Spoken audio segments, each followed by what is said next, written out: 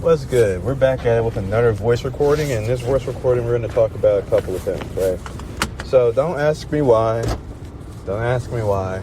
I've been getting into what we will call, like, this stuff, really. I've been looking at Detroit Become Human stuff.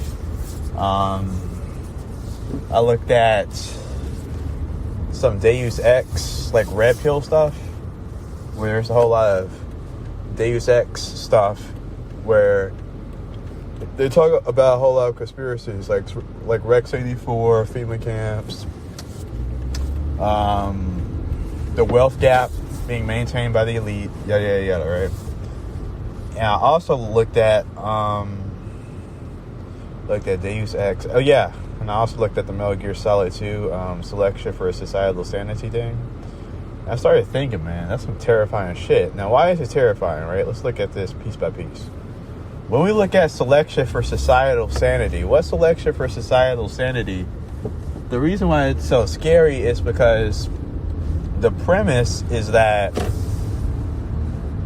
essentially the flow of human, I guess you could say, development will be controlled by AI, right? Because when we really think about, okay, what controls, because this is the premise that, the AI used, or whatever the frick. What controls our instinctual drives, right?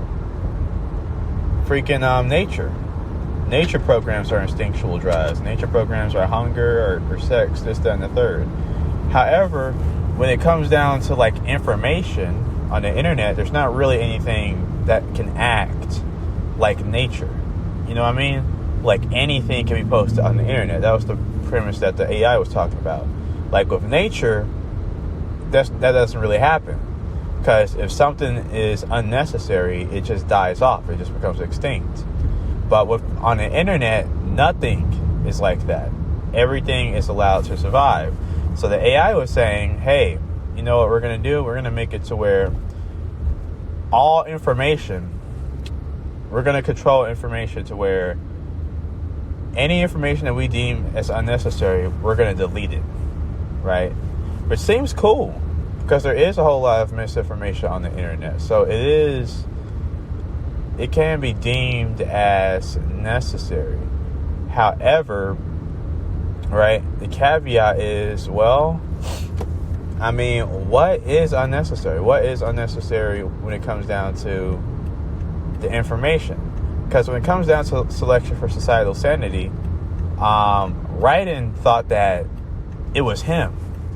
Thought that he was the project. But the project was actually developing Ryden.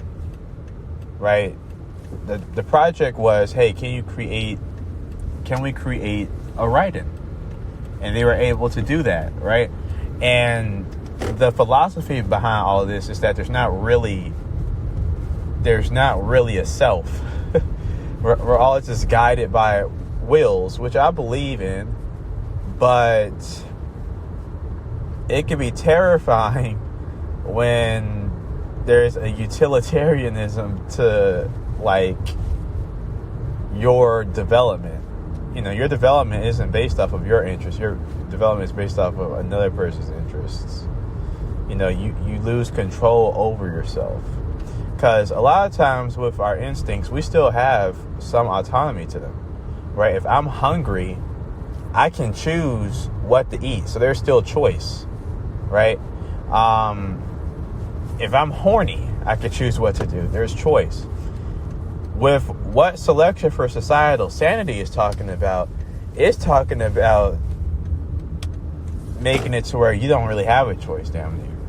Things are so perfectly conditioned within the environment, within everybody's existences, to where you don't really have a choice, right? And this ties into Deus Ex, where, you know, Deus Ex, one of the endings is dealing with Helios, where, you know, J.C. Denton combines with Helios. And when J.C. Denton is inside Helios for, you know, a couple decades, he comes up with a plan for how to create a good society. a better mankind, his plan is, hey, you know what I'm going to do? I'm going to make it to where, I don't know, we're going to meld all of human consciousness into one single construct. And we're gonna appease everybody's needs like that. You know, elections won't really be that hard. Nothing will really be hard because we know what everybody needs. Which sounds good on paper. And, you know, it sounds good on paper. And even Denton or Helios or the composite, however you want to say that this thing is, he knows that there's drawbacks. And he even acknowledges the drawbacks, right? He pretty much explains, like, in a system like this, you're not going to have privacy, right? You're not going to have privacy in a system like this. But, you know, with the peace that is achieved, it'll be worth it. You know what I mean? But for me, it's like, well, I mean, if we're following that logical reasoning, if we're following that rationale, then the easiest thing to do in order to make the process more efficient is to make it to where there's only few amounts of needs that humans have. But in order to do that, you have to eliminate human individuality. What do I mean by this? So remember when I was talking about you have choice in regards to your instincts? You would have to eliminate that choice. So the AI or whatever this thing is will have to program every human to do only one thing.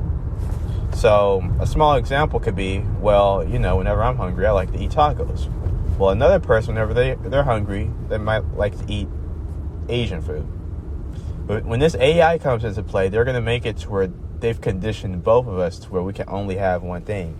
And we have to like it. And if we don't like it, then we're an error in the system and we have to be eliminated. So there could be like this totalitarianism that develops and this destruction of the human spirit, because us as humans, you know, we pride ourselves on our differences.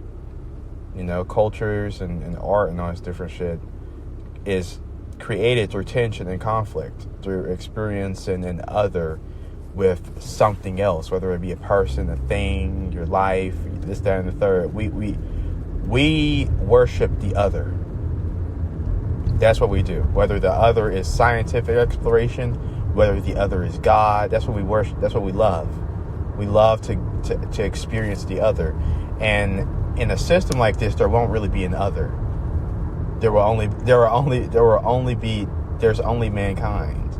There's only an idea of mankind, and there's no self.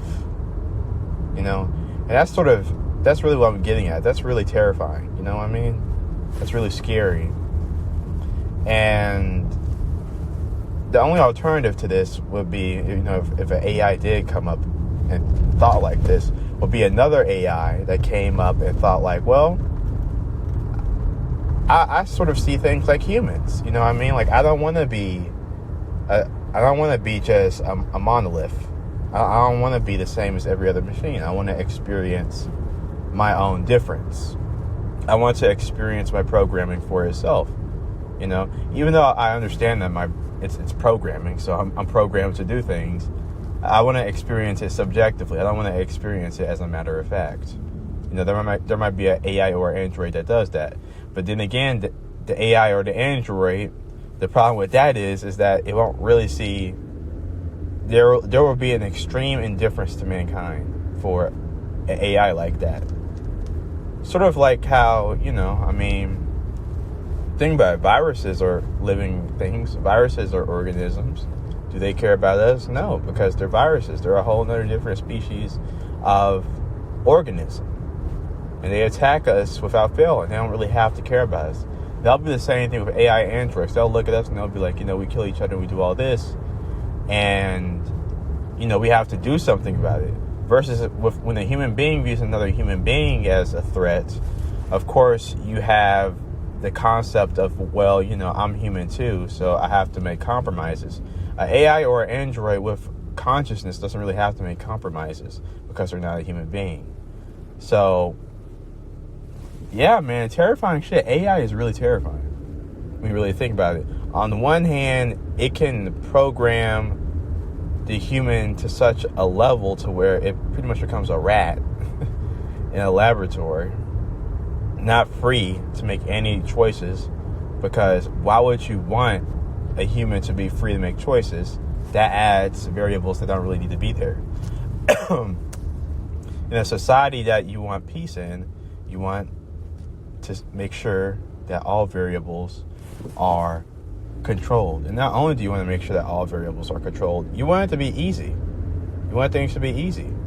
So, maybe everybody craves the same things. Maybe everybody eats the same foods. Maybe people don't eat it at all. I mean, think about it, right? Hunger and all that sorts of shit. What does it do? It starts wars. Maybe we eliminate all that. We make it to where the human being isn't hungry or anything of that sorts, right?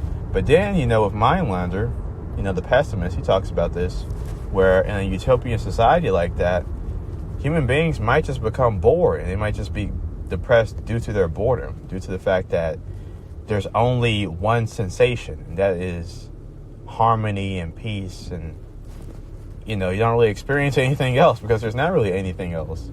As soon as a drive occurs, before you can even contemplate it, it's already fulfilled.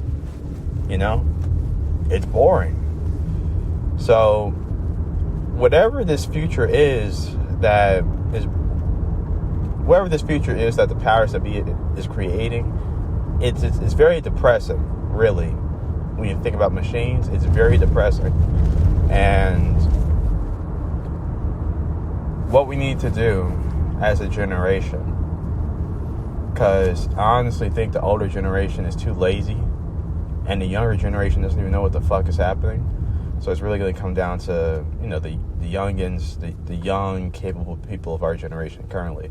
We're going to have to create an alternative. Those of us that actually feel this drive and are on TikTok all day and this, that, and the third, we're really going to have to come up with an alternative way to live that isn't that craves feeling, that wants to feel something, but not feel something that's simple, like freaking somebody liking your post, something simple like that.